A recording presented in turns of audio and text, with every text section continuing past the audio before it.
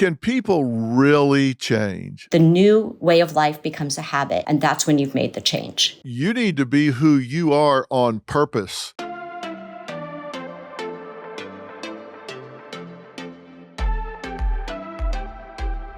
Well, hey, everybody, it's Dr. Phil again, and you're on Fill in the Blanks.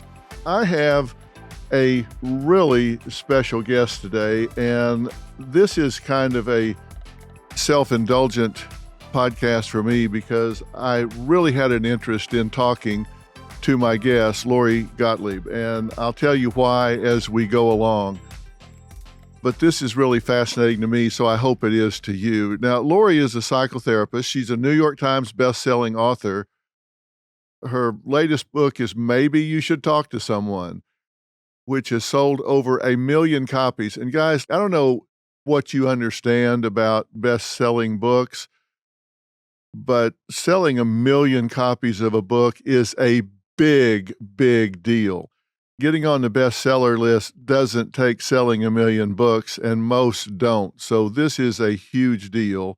And in addition to her clinical practice, she's co-host of the popular Dear Therapist podcast, which is produced by my good friend Katie Couric. She also writes the Atlantic's weekly Dear Therapist advice column. She's really a sought-after expert in the media. You've seen her on the Today Show, GMA, CBS This Morning, CNN, NPR's Fresh Air. She did a TED Talk, which was one of the 10 most watched of the year. I've watched it, and very creative, very informative, really challenged the audience to think about the story they tell themselves about their own life. She's also the creator of Maybe You Should Talk to Someone workbook, which is a toolkit for, and get this, editing your story and changing your life. And we're going to talk about what that means. So welcome, Lori. How are you doing? Great to be here. Well, I'm tickled to death to talk to you, and you are busy. Is there anything you're not doing right now? I didn't talk about the fact that you work on television shows and advise people and actually write for some shows.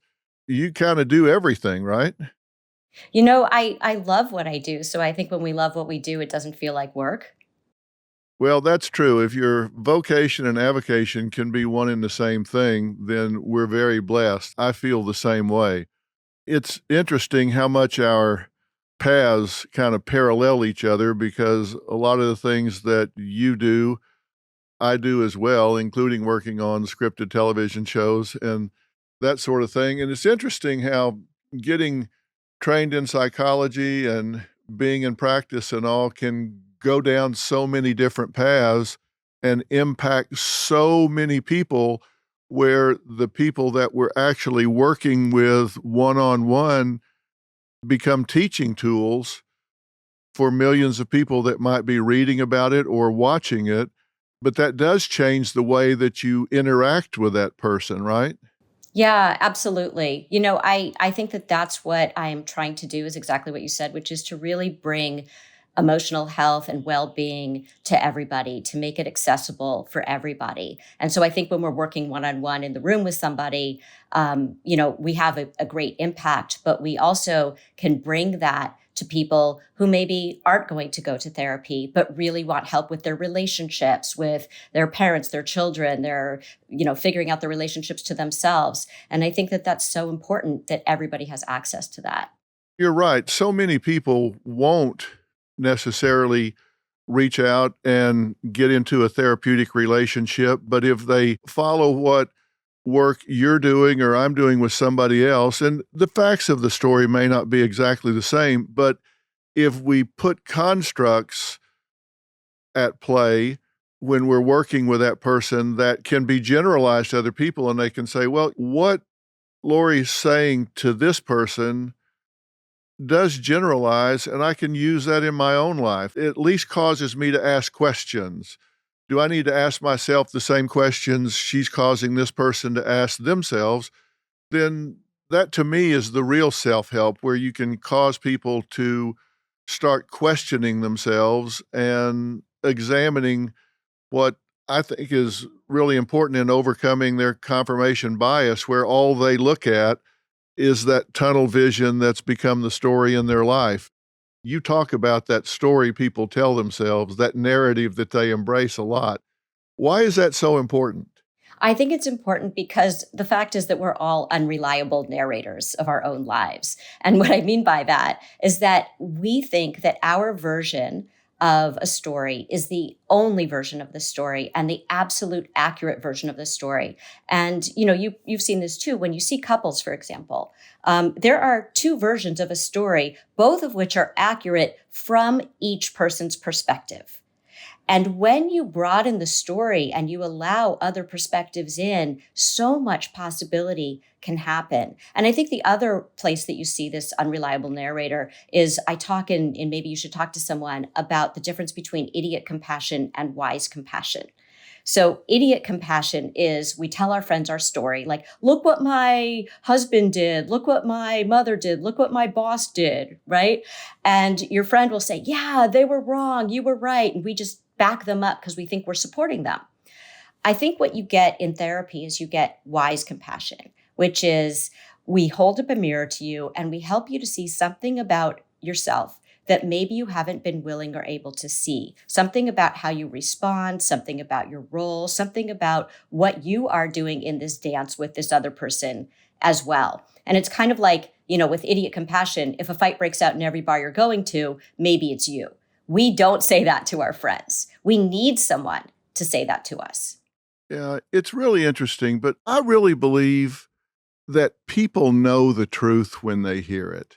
I did a lot of work in behavioral medicine, and people would invariably get suspect news on a lab report or an x-ray or something on a Friday afternoon and then have to wait 2 or 3 days before they got some clarity from their doctor. And friends and family would be telling them all week, "Oh, it's gonna be fine. You're fine." That never comforted anyone. And if someone gave them really truthful feedback that said, "Hey, listen, let's not jump to conclusions. Let's think about what this really means. If it's A, then we do B. If it's B, then we do C. If it's C, then we do D." Instead of just, "Oh, it's gonna be fine." People really responded to somebody that had the courage to tell them the truth. That's what comforts people. Right. And I think what happens is the person that you're coming to for comfort feels discomfort with your feelings. So they are really trying to comfort themselves and they're not really trying to help you. They don't realize that in the moment. It's kind of like what parents do with their kids. Like if your kid comes to you and says, I'm really sad about this, what do we tend to do? Oh, don't be sad about that. Hey, let's go get some ice cream. Instead of, oh, yeah, I can see why you're sad about that, or tell me more about that. I think that the three words that are so important for us to use when someone brings us a difficult feeling is tell me more, Yeah. because that's what's going to comfort the person. Let there be space for anxiety, for sadness, for loss, for grief, for whatever it is. Let there be space for that. That is what's comforting. Well, I believe in the principle of reciprocity, and I think you get what you give. You pass somebody in the mall, "How you doing?" "Fine." "You fine." You get what you give. And if you do that, if you say, "Tell me more about that," instead of give them the Heisman and stay shallow, they will open up. They will share with you. They will give you something that you can respond to in a more genuine fashion. To me, that's real connection. That's what's so important. I think it starts with, as you said, giving them space and taking time to make eye contact, shut everything else out, and engage that person one-on-one in a meaningful fashion. And we don't do that enough now. Coming out of this quarantine, I think we're out of practice even more and need to do it purposefully and not just let it happen when it happens, but be mindful of it and say, we really need to listen and engage other people more. Yeah. And I think that a lot of people feel like when someone comes to you with something that you need to fix it. And most people are not asking you to fix it. They're asking to be seen, to be heard, to be understood. That's really what you can offer them. It's been a long time since I've been in private practice, and I so admire those people that do it. when I was in private practice, one of my most eye-opening experiences was that I had people that never knew they were depressed until they weren't. I had people that came in and they didn't come in because they were depressed. They came in because of a marriage or their kid was on drugs or something was going on. And they never knew that they had depression until it lifted and they began to say, oh, wow, the sky is blue. There are people around that care about me and that I care about, and I have energy for my job and my family. And all of a sudden they said, what's going on? They had lived years being depressed and never knew it and said, Doc, what's happened here? What's going on? How many people are living with depression and don't even know it because they don't see the red flags and have not labeled it? Yeah, I'm just nodding because that's exactly what I see in my practice. Is so many times people do not know how to identify what's going on with them. And if they've been living with depression for most of their lives, they just think that's life. That's normal. They don't know that there's something different. They think, oh yeah, the problem is that I keep arguing with my husband. They don't know I'm also depressed. And so, and anxiety. Sometimes people do not know that they have severe anxiety that is really getting in the way of their functioning in a way that they finally see when the anxiety is dealt with. I think when you talk about that kid going into the counselor's office at school, we see that as a sign of weakness, but really it's a sign of strength. That kid is saying, I want to get help for this. So whenever somebody admits that they need help, that it takes so much courage, so much bravery. And I wish that in our culture, and I think it's changing, but it has so much farther to go, that we could see that when somebody wants to do something for their emotional health, that person is extremely strong. They're not weak, they're strong. Exactly. Just admitting it to themselves and not worrying about people judging. I saw the other end of the continuum too. I'm a strong believer that it's not what happens in our life that upsets us. It's violation of our expectancies of what's happening in life. If you get married and you think, okay, my spouse is going to meet me every day at 5:30 at the door, naked with a martini, then you get married and that doesn't happen. What happens is you're having to share time, space, division of labor, money. One of you gets the flu, you're mopping up, vomit, all of these things that actually are just normal. That's just part of it. But if you had an unrealistic expectation and that happens, then you go, oh my God, this is horrible. We've had a fight. We must not be in love. Then they're all upset. But if you have a couple that expected, hey, we're going to merge two lives into one. We're going to have to share time and space and money. We're going to have friction merging our lives. That's just part of it. And then it happens. They go, oh, yeah, well, that's pretty much what I expected. And so I roll right through it. I think it's that it's not what happens. It's if you have an unrealistic expectation and it gets violated, then people start panicking and having anxiety. And again, we don't teach people what to expect. We don't tell them what's natural or normal. If we did that, I think we would have much better across the board mental health if we would just spend some time doing that. But I don't know why we don't. Yeah, exactly. And I think where we learn that is we learn that from media. We learn that from movies, which of course are not realistic. We learn that from social media, where people are, of course, not posting about the fight that they had with their husband the day before. That's not what they're putting on Instagram.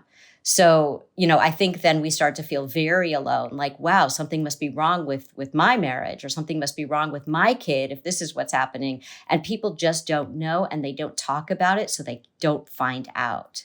I love the way you describe this, and it's why people are resistant to change, why they will stick with what they've got instead of reaching for something more, something better, something different.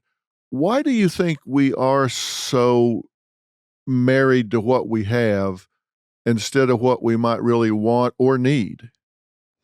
I see this so much in my practice, and you can see it. There's a person in my book that I write about, who's, keeps dating people who are not meeting her needs and who are not people that the kind of person she wants to be with. And she keeps kind of repeating something from her childhood, but is unaware that that's what she's doing with how she was treated when she was younger. And she knows she needs to change, but so often we don't make change because when whatever the change is going to involve loss of the familiar. Even if the familiar is miserable, at least it's the devil you know. And so often we are afraid of uncertainty. Humans don't do well with uncertainty. And so with change comes loss. You lose what's familiar to you. You lose what feels like home to you, even if home is not a positive experience for you. And you have to go do something different. And that can scare a lot of people. The other thing about change is people think, like when you think about New Year's resolutions, people think, oh, I'm going to exercise more, I'm going to eat healthier, or whatever their New Year's resolution is, or I'm going to switch jobs. I'm going to get out of this bad relationship. And the reason that New Year's resolutions often fail is because there are so many steps to change that people don't realize. There are actually many steps. And it starts with pre-contemplation, where you don't even know you're thinking about making the change. Then there's contemplation, where you're thinking about it, but you're not ready to do it. Then there's preparation, where you're kind of preparing, you're getting ready, you're kind of logistically getting ready to do it. And then there's action, where you're making the change. And then there's the last step, which is the most important. People think that once you take action and you make the change, that you're done. No, now you've just begun. The real important step in change is maintenance, which is how do you maintain the change? And that doesn't mean that you don't slip back. It doesn't mean that, you went off your eating plan, or you called that person at 3 a.m. that you said you vowed you would never call. It means that when you slip back, you get right back on the program the next day. And you have to know, just like you were talking about expectations, that in marriage, sometimes people will fight. When you're in maintenance, sometimes you will slip back. But the more that you can be compassionate with yourself and not beat yourself up and say, you know what, I slipped back, but I'm going to go back tomorrow, and I'm human and that's what happened, the less you're going to slip back until the new way of life becomes a habit. And it becomes comfortable, and it no longer feels scary and unfamiliar. And that's when you've made the change. I love the way you describe that. Lori talks about that, and she's got 4, well, actually 5, counting herself, in her work with her therapist, Wendell. The book is Maybe You Should Talk to Someone, but I love the way you describe that, because I think we get in these comfort zones that aren't comfortable at all. That's such a misnomer to say it's a comfort zone. I think people trick themselves because it's like, okay, I'm in this comfort zone, and if I get out of the comfort zone, I could be hurt. I could fail. I could be rejected. I could put something on the line and lose. I could be hurt. But if I stay in this comfort zone, I'm guaranteed to be hurt. This for sure is going to create pain for me because I'm not going to get what I want. So they don't realize the metric is, if I stay here, 100% I'm going to get hurt.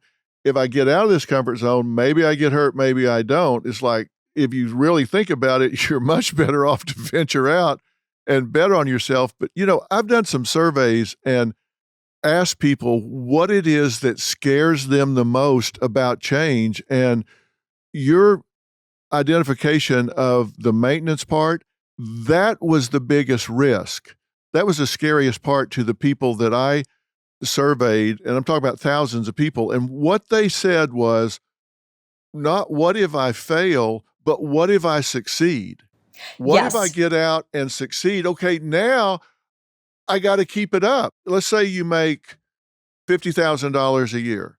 Well, at $50,000 a year, you have friends that make $50,000 a year. You live in neighborhoods where people make $50,000. You drive cars, live in houses, you do things hobby-wise. And then all of a sudden you say stretch out and you get a higher level of success. And this could be a lot more than money. There's 1,000 different ways you get out of your comfort zone. I'm just quantifying it this way because it's easy.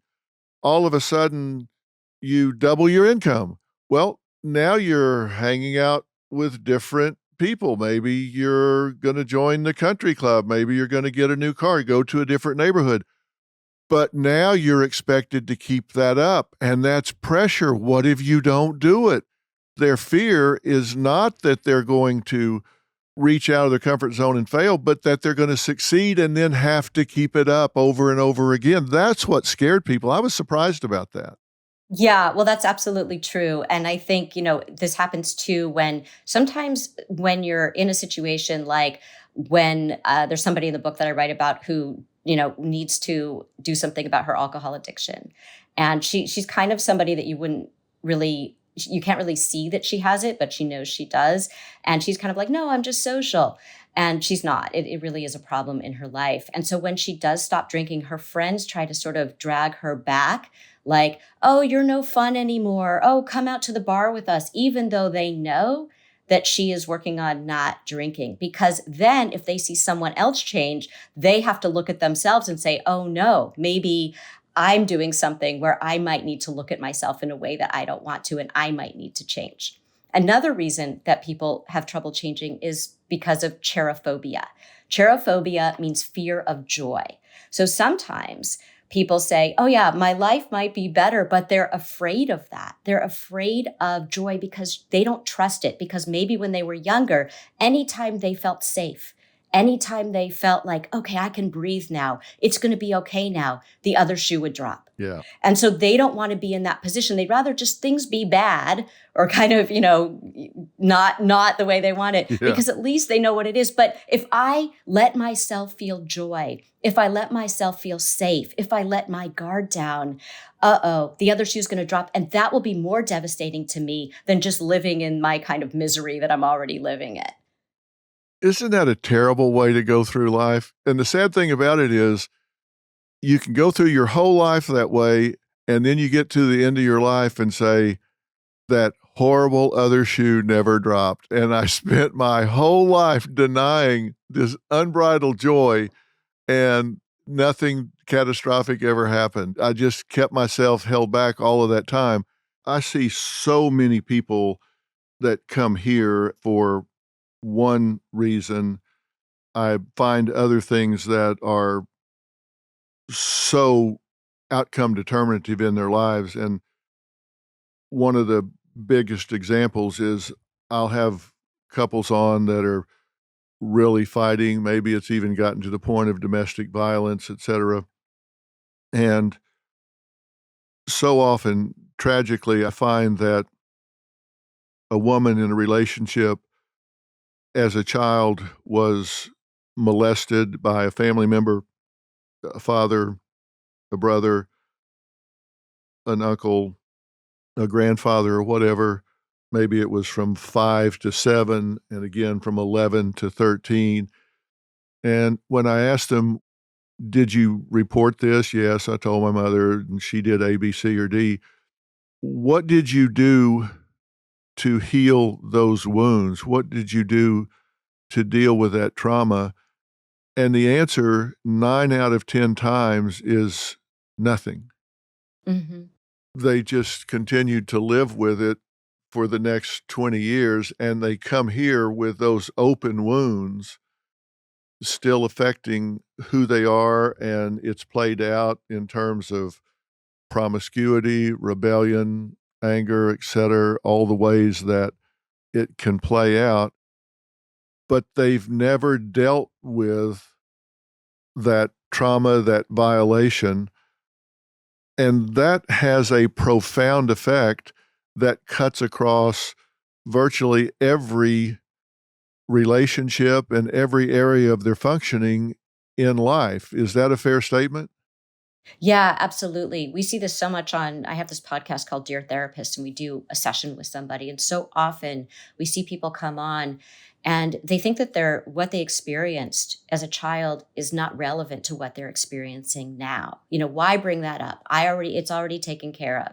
And they don't realize that, first of all, they have a lot of feelings about it still because they haven't processed it.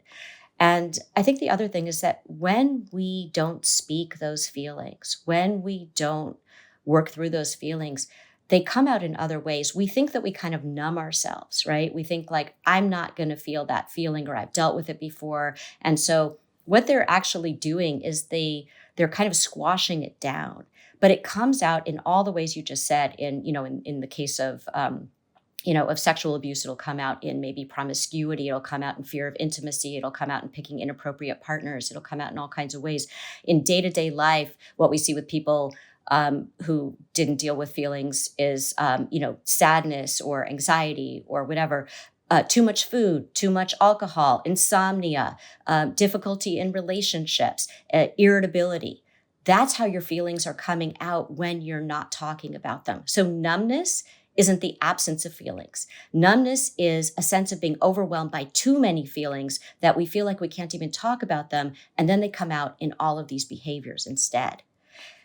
And I should say too, when we talk about healing and a lot of times when we don't talk about our feelings, we have this unconscious desire for our partners to heal us. Like, oh, I found my person, and that person's going to heal all of these wounds from childhood because they love me in a way that I wasn't loved as a child. Maybe my parents loved me as a child, but they didn't know how to love. And so all these things happen. But this person knows how to love. No, that person is not going to heal you, no matter how emotionally present they are. They will not heal you. Only you are going to be able to heal you. And if you go into a relationship thinking the other person is going to heal you, that relationship is going to have a lot of problems. Yeah, it's above their pay grade. They're not equipped to even lead you to discover those answers yourself. And some of the things are not intuitively obvious. I see women sometimes that are morbidly obese, they lose weight, and as they start to get towards their goal, it's kind of the approach avoidance conflict. They start to become attractive to men, and they start getting that attention that they don't want, and so they start to put the weight back on to hide. It's kind of like they're zipped up in a parka, and when they take it off, they start getting anxiety because they're getting unwanted attention, and they don't realize that. Another subtle thing I see oftentimes is, particularly if it's happening to them when they're like 11, 12, or 13, as much as they don't want that, there are times that they'll say, I actually enjoyed it for a few minutes and have felt guilty my whole life because of that. And so they blame themselves for it. And so they've lived with guilt all that time. And they've never said that to anyone. It's so terrible that they live with those things inside because they don't come out from behind those bars and ask for some help. There are so many ways that children, when they are abused, but under the guise of love, get very confused about what healthy love looks like. And until they start talking about it, until they start unpacking that, they will remain confused about that. And I want to say too that I think that it's not just women who are confused. When they've had difficult childhoods, I think that men come in so often and they will say to me, I've never told anyone this before. And they literally mean they have not told a soul, whatever it is. It doesn't have to be sexual abuse. It could be anything. Women will come in and they'll say, I've never told anyone this before, except for my mother, my sister, my best friend, right? Yeah. So they've told maybe like 1, 2, 3 people. There's such stigma in our culture around men and vulnerability. Right. And it really hurts relationships, and it hurts individuals, but it also hurts the people who love them and the people that want to be loved. And I see that when I see couples. So let's say I have a couple come in and the woman often says to the man, I really want you to open up to me. I really want you to be vulnerable with me. I feel like there's this lack of connection here. Please open up to me. And then he does. And then maybe he sheds a tear. And then maybe he really starts crying. Inevitably, she will look at me like a deer in headlights, like, oh my gosh, he's crying. What do I do with this, right? So she asked for it. She said, I want to be emotionally close with you. But then we have a lot of trouble in our culture around men being vulnerable. Somehow, all of a sudden, it's a double-edged sword. It's like, I don't feel safe when you don't open up to me, but I don't feel safe when you're breaking down and crying. Well, what's he supposed to do? He can't win, right? Exactly. And so I think we need I think that we need to make it okay for everybody to be vulnerable, to share their truth, and to create a compassionate, warm, safe space for them in which to do it. That is how we heal. We shoot in Hollywood, as you know, having been here. I ask people a lot, I say, we're in Hollywood where people write scripts. If you were going to write a script for the rest of your life, what would you want it to be? You know what you're living, you know what you're suffering, but if you were just king or queen of the forest and you could write the script for the rest of your life, what would it be? And it is very sad to see that they have a really difficult time envisioning being the star in their own life. Who's going to star in your life if it's not you? And they really have a hard time putting together a vision where they're the star in their own life. Because nobody has ever asked them that. Nobody has ever said, you are the protagonist of your own life. How would you like this story to go? Most people have never thought about their own lives that way. They don't realize how much agency they actually have. And I think that's one of the most empowering things about asking yourself these questions. In my TED Talk, I get up on the stage and I say, we're all going to die. That's something that I say to people. And I find that it really motivates people to know that life has a 100% mortality rate. It's not for other people. Every single one of us is going to die. What do you want to do with your time here?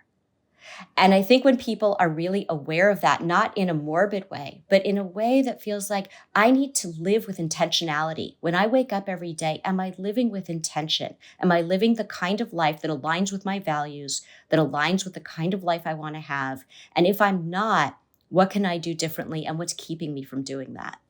I have this big ruler that's like 30 feet long and a foot wide that I roll out on stage sometimes, and it goes from 0 to 83 because that's kind of the life expectancy.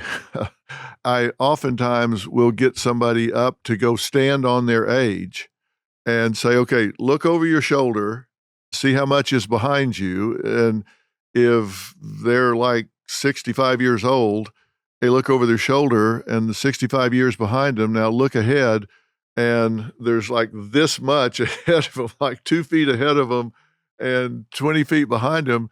They're like, oh my God, you need to be who you are on purpose. You've got this much time left. How do you want to spend it? And it's astounding to me how that visual representation wakes people up sometimes when they go, oh my God. I mean, I've been a pilot since I was 16. I say one of the things that pilots have no use for is runway behind them. And and you're standing here, you got all this runway behind you and this little bit ahead of you, and you don't know how much of that's going to be quality. You've got 20 years ahead of you, but is all of that going to be useful? Are you going to be healthy and vibrant all that time? It really does wake people up sometimes. You've got to be who you are on purpose. I love that you talk to people about that and challenge them to write this up, figure out how they want to be in a new narrative and do what they want to do. And it's not about abandoning their lives. You don't have to leave everything. You just change the way you are. You're not going to drop your kids off at the mall and say, I want a new life, and just leave them there. But you can do it differently within the confines of your life. What do you think people need to say to themselves as they transition back into a fully functioning world? Well, I think that people have to realize that we've all been through a big change and everybody has reacted differently and everybody's had different circumstances. And I think we need to allow for that. I think that, we've talked about this collective trauma, but it's been different for different people. And so, and people are going to have different feelings about what it means to transition to something that feels more normal, but isn't quite normal because the pandemic, the COVID is still here. So I think it's really important just to allow for people to have their experiences, not judge people for what they're experiencing, not fight with them about, they need to feel a certain way because you feel a certain way. And just, I think if the pandemic taught us anything, it's about we need to have more compassion for one another. I'm glad to hear you say that. I want people to be patient with themselves as they go out there, and those first days or weeks are a little tough. Be patient. You'll get back to your stride. We'll find our way back. You haven't regressed to the point of no return. Just be patient with yourself. You'll get your legs back under you. We haven't passed the point of no return. I'm the incurable optimist, and I think that we will come back strong and we'll find our way back. So I agree. You say compassion and I add patience, and I think if we had those two things, we'll get back where we need to be quickly and recognize that we're being role models for our children. Sometimes they may roll their eyes and not seem to listen, but they are always watching. So if we're careful about what we model for them, we'll be doing them a big favor. Yeah, I always say too that, when I'm on stage and I'll say to people, who is the person that you talk to most in the course of your life? I'll say show of hands, is it your partner? Is it your child? Is it your best friend? Is it your sister? Whatever. I get lots of hands for those. But the person that we talk to most in the course of our lives is ourselves. And what we say to ourselves isn't always kind or true or useful. And so as we come out of this, I think we need to be especially aware of being kind to ourselves. Is it kind? Is it true? Is it useful? And if it's not, change the radio station. Find another way of talking to yourself. Because I think that the ways that we talk to ourselves and the voice in our head that is playing all the time has a huge impact on the quality of our lives in the day-to-day. Boy, does it ever. I couldn't say it better. Well, I'm going to leave it at that, Lori. And I do want to say again, I know I keep repeating it, but the book is Maybe You Should Talk to Someone. You can find it anywhere books are sold. And by the way, Lori just came on to talk about this. She did not ask that I even mention the book at all. This is me talking about the book so much. She did not even ask that I mention the book. She also has a podcast. It's called Dear Therapist. I'm going to put it on drphil.com. I'm going to put it on my Facebook, everywhere. It's lorigottlieb.com/podcast. You'll find it. It's really interesting, and you can listen in and find things that help you because it's really informative, and they're sharing real sessions that I really think everybody can benefit from hearing how people just like you get through their struggles and grow and change. It's the same concept that Dr. Phil is based on from a different point of view. And Lori, just congratulations on all your success. Hope to see you soon, and we'll keep doing what we're doing. Oh, well, thanks so much. It's always a pleasure to chat with you. Well, same here. I'll talk to you soon. Talk to you soon. Take care. Take care. Bye. Bye.